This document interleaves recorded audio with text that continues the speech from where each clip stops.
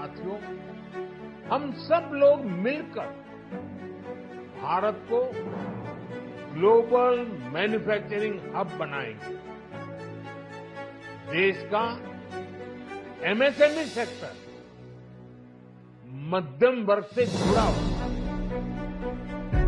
एक प्रकार से एमएसएमई सेक्टर की ओनरशिप मध्यम वर्ग है और इसी सेक्टर से गरीबों को ज्यादा से ज्यादा रोजगार भी मिलता है। बजट में आर्थिक शक्ति आगे बढ़ने की अधिक छाप है तो कृषि विकास एवं किसानों की खुशहाली का आधार है। इसमें नौजवानों को आगे बढ़ने के लिए खुला आसमान है तो गरीबों के चेहरे पर लाने वाली मुस्कान नहीं।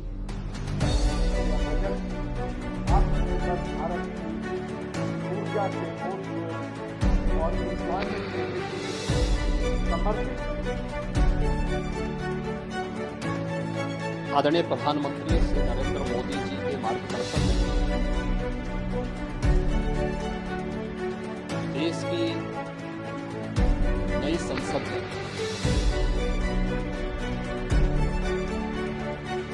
माननीय वित्त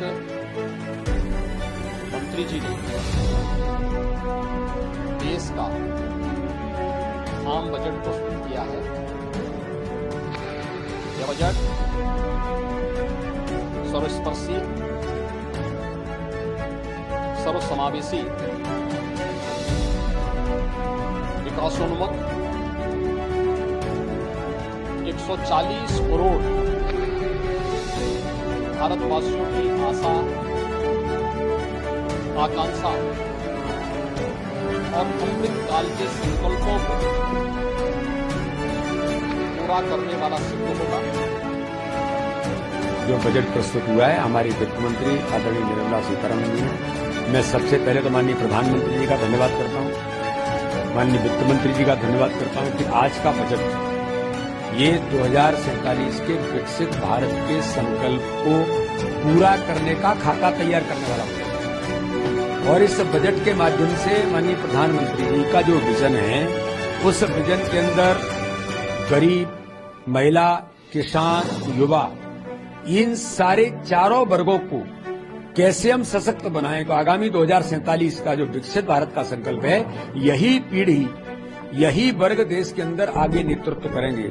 इसलिए माननीय प्रधानमंत्री जी ने इस बजट के माध्यम से युवाओं को 2 लाख करोड़ का प्रावधान करना और जिसके माध्यम से 4 करोड़ 10 लाख नए रोजगार के सृजन 5 वर्षों का संकल्प, और वो नौजवान जो नया जॉब प्राप्त करेंगे उन्हें ईपीएफओ के अंदर जब वो रजिस्टर्ड होंगे तो उन्हें 15,000 रुपए का प्रोत्साहन देना, ये साबित करता है कि माननीय प्रधानमंत्री जी का संकल्प नौजवानों को अवसर देना, जो 2047 का नेतृत्व करेंगे, यही ये साबित करता है कि ये विकसित भारत के संकल्प को पूरा करने का बजट है। हमारी आपके फसल का दाम दोगुना करेंगे, न्यूनतम समर्थन मूल्य एमएसपी दोगुना करेंगे, उस वादे का क्या हुआ?